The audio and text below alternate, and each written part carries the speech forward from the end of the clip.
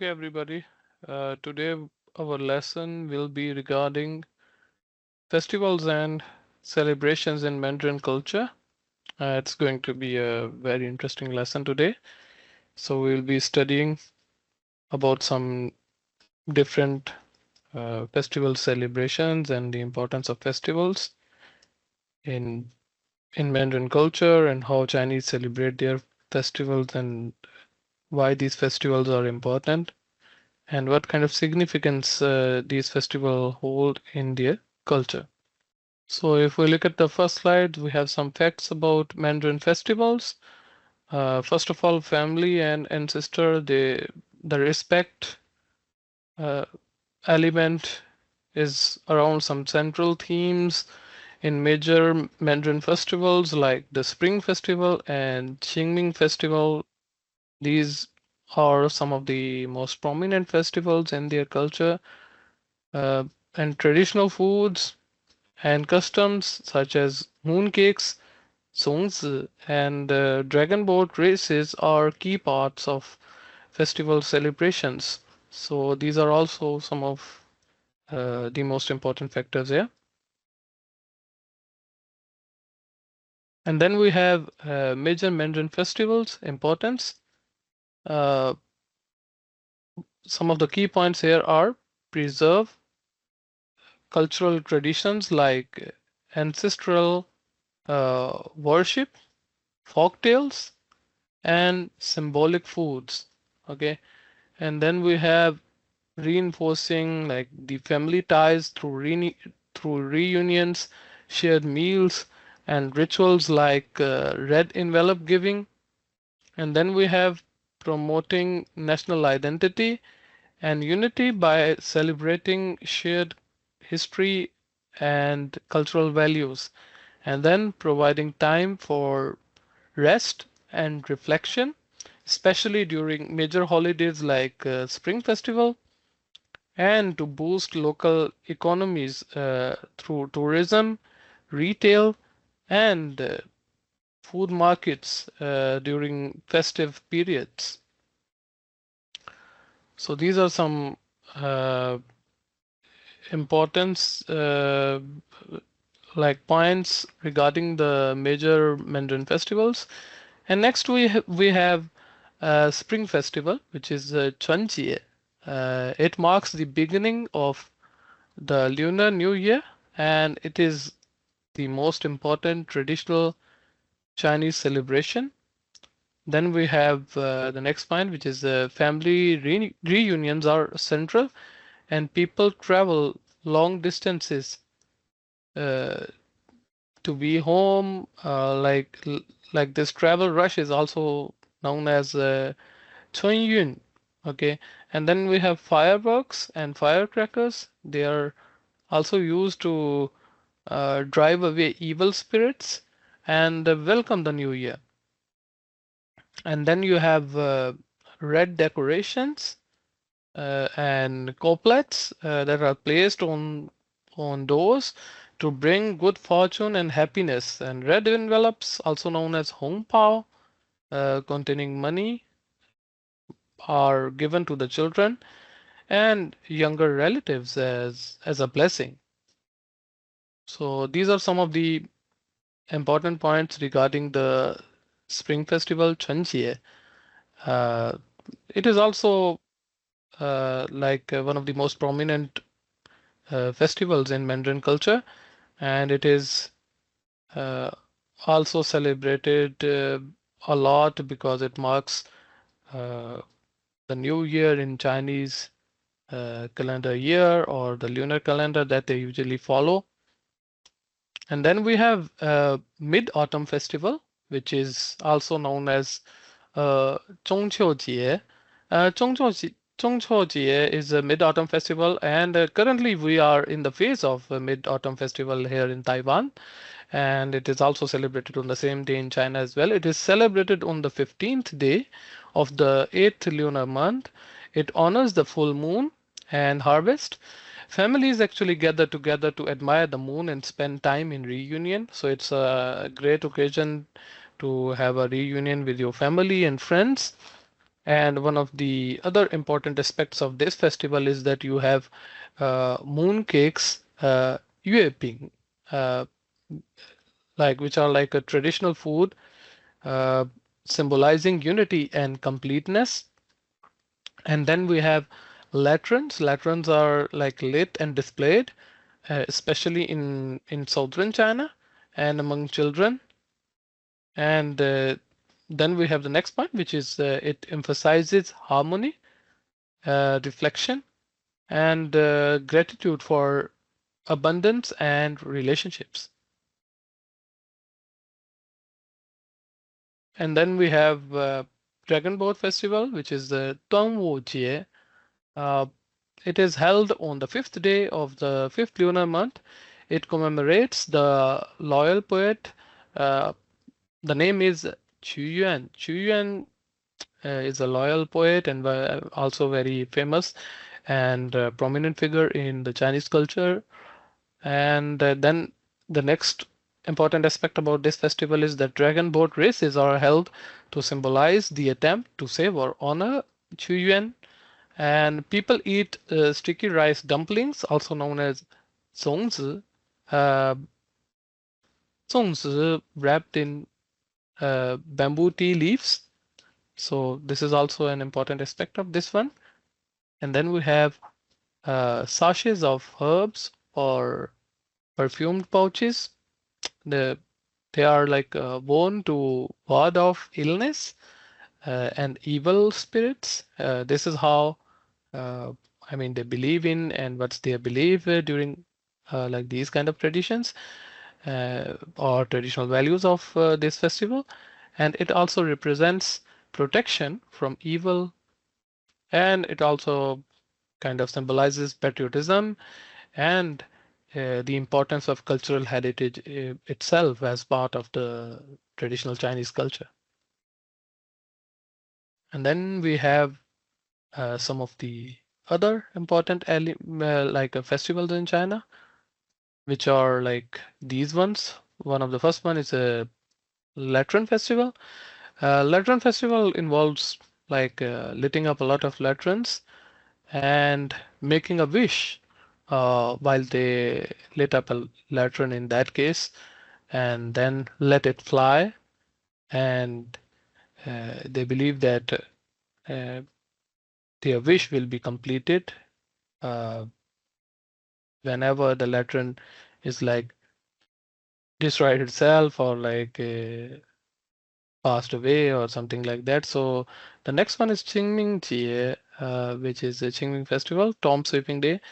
The importance of this festival is that whenever this festival comes, usually uh, a lot of people, young people, and also adult people, or even those elders, they visit uh, tombs of their family members who have passed away in the recent times, and they usually do this to pass over their feelings for them and also to commemorate their existence in as part of their life and their significance in their life.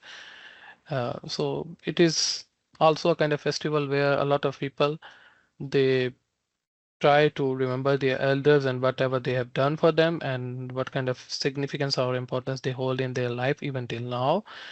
It is also celebrated as a symbol of respect uh, for those elders. And then you have Qixi festival, which is a double seventh festival, also one of the most important festivals there. And then you have double ninth festival, which is a Chongyang festival. And after that, you have the winter solstice festival, Dongzhi. And then you have Laba festival and Hungry Ghost festival, and also National Day of China. Then you have Teachers Day and Children's Day. These are also some of the other festivals that you have there in China. So greetings on festival. If you want to greet somebody, regarding the festival. So first of all, what you have to do is to remember the name of that festival in Chinese, and then you use the expression 快乐, which is usually used to wish somebody regarding the kind of festival that you are mentioning there in that case. So one of the first ones there for us is 春节快乐. 春节, just like we mentioned, the Spring Festival, and 快乐 generally literally means to be happy, but in this case, when we use it with the name of the festival, it is usually used or denoted to express your like wish, in other sense, your sense or feeling of uh, wishing somebody about that particular festival. So you usually would say 春节快乐. 春节 is Spring Festival, okay? And 快乐 to greet somebody like Happy Spring Festival. And then you have the Lantern Festival there, which is uh, 元宵节. 元节 generally means festival, okay? The meaning of 节 is festival, just like 春节 is spring, and in 春节, 春节 is spring festival. In that, 春 is spring and 节 is festival. The same thing here in 元宵节. 元宵 is Latin and 节 is a festival. So 元宵节 means Latin festival, and 快乐, the feeling of happy or like greeting somebody in that way. So 元宵节快乐, it means happy spring festival. And then you have the next one, which is wishing you peace and health on Dragon Boat Festival. Dragon Boat Festival is Duanwu generally, we will pronounce it like Duanwu Jie. Duanwu is Dragon Boat Festival, the name, uh, and Jie is for the festival. And here we have a slightly different expression, which is Duanwu Ankang. Duanwu Ankang means wishing you peace, wishing you peace and health on Dragon Boat Festival. Uh, Ankang in the word Ankang, An means peace and Kang means health or being healthy or something like that, and An means generally peace in this case, in this scenario. So 端午 Ankang means wishing you peace and health on Dragon Boat Festival. Uh, if you want to if you want to particularly wish somebody regarding their health, uh, uh, and also peace in the same manner, in the same context, then you can use an expression like this, 端午 安康. Or if you want to be more direct, then you can also say 端午节快乐. So if you want to use the other one, what you can do is you would use the same expression like 端, okay, 午. So the only change here would be 节, the expression for festival, and then you add 快乐.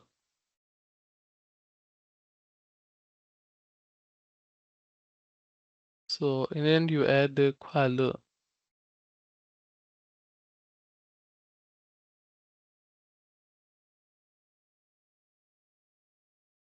So there you have it. You can use either of these two expressions, 端午安康, or you can also use 端午节快乐. So whichever is easy for you, you can use either of them. And then you have 中秋节快乐. 中秋节, Mid-Autumn Festival. 中秋 is a Mid-Autumn and 节 then again is festival. 快乐, so if you want to uh, like greet somebody regarding this festival, you can say 中秋节快乐. 中秋节快乐.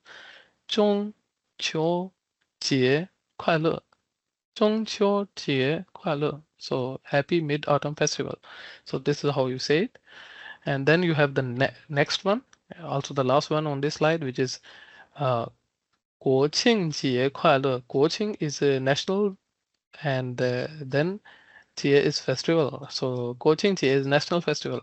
国庆节快乐.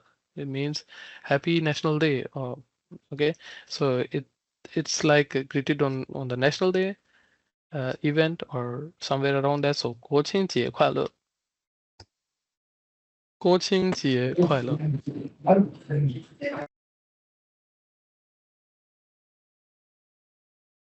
And then about the role play thing, uh, in this case, in this scenario, two friends, they usually plan how to like celebrate a mid-autumn festival together. And and if you are invited to your Chinese friend's house for a New Year family celebration or something like that, or if it is like your first time experiencing Spring Festival in China and you want to show some respect and understand the customs, then these are like some of the perfect ways to uh, like express yourself uh, and also express your familiarity with the culture and the language itself. So we already learned about all these elements, but now I'm just going to have a quick review about what we learned today, because the lesson today is actually very short. It's about festivals. So so the quick review is there. It is about like festivals and celebrations in Mandarin culture. Uh, and some of the facts about Mandarin festivals is that family and ancestors, uh, they are also part of like the central themes in major Mandarin festivals like Spring festivals and Qingming festival. Traditional food customs such as mooncakes, uh, 粽子, and dragon boat races are also key parts of like festival celebrations in China. So, so what is the importance of like these kind of festivals is like it preserves their cultural traditions, like an ancestral worship, just like I mentioned in case of Qingming festival, and then you have reinforcing like family ties through reunions because normally within a calendar year, most of the people they are very busy with job, work, and daily life. So these kind of festivals give them the right opportunity to have some kind of family reunion and to have a gathering together, like having shared meals together, and also rituals like red envelope giving, which is very common, especially uh, giving red envelope to younger children or smaller children, and then promoting national identity and unity by celebrating the shared historical and cultural values together is also an important part of it, and also to provide time for the rest and like reflection, especially during major holidays like Spring Festival, and also to boost local economies through tourism, retail, and food markets during festive periods. So these are some of the important aspects of like Mandarin festivals that we have today. One of the first ones that we discussed today was about Chunjie, which is a spring festival. It also marks the beginning of Lunar New Year, and it is the most important traditional Chinese celebration. And family reunions are also like central part of it, and people travel long distances to be home during this particular time. And this travel rush is also known as Chunyun in Chinese. It's known as Chunyun. So fireworks and firecrackers are also part of it. They are used to drive away evil spirits and welcome the new year in this occasion or scenario. And then you have like red decorations and couplets. They are placed on doors to bring good fortune and happiness. And red color as a whole or in general, it also represents luck in Chinese, and it is meant to be good one. And also you have red envelopes, uh, like uh, like just I mentioned before, Hong Pao containing money. Usually it's given to the children and younger relatives, just like I mentioned, as a symbol of blessing on this occasion. And then you have Mid Autumn Festival, which is 中秋节, also celebrated at on the 15th day of the 8th lunar month. It honors the full moon and harvest. Families actually gather together to admire moon and spend time in reunion. Moon cakes also an important part of it, also known as yue ping. Yue ping is known as moon cake in Chinese. They are also a traditional food symbolizing unity and completeness in the Mandarin culture itself. And lanterns are lit and displayed all over the place, especially in southern China and among children. So it emphasizes harmony, reflection, and gratitude for abundance and relationships overall. And currently, we are actually in the phase of Jie. Currently, Jie is being celebrated in Taiwan and also in China. So in this particular time. And then you have Dragon Boat Festival that we discussed earlier today, which is Tongwu. Uh, it is held on the fifth day of the fifth lunar month. It commemorates the loyal poet uh, Chu Yuan. Chu Yuan is the name of the poet, and dragon boat races are held to symbolize the attempt to save or honor Chu Yuan. So people eat sticky rice dumplings like zongzi, wrapped in bamboo leaves, and then you have sachets of herbs or perfumed pouches. They are worn to ward off illness and evil spirits. It also represents protection from evilness, and you could say it also symbolizes uh, patriotism and also the importance of the Chinese cultural heritage itself. And then we have some of the other important festivals uh, in the Chinese culture itself.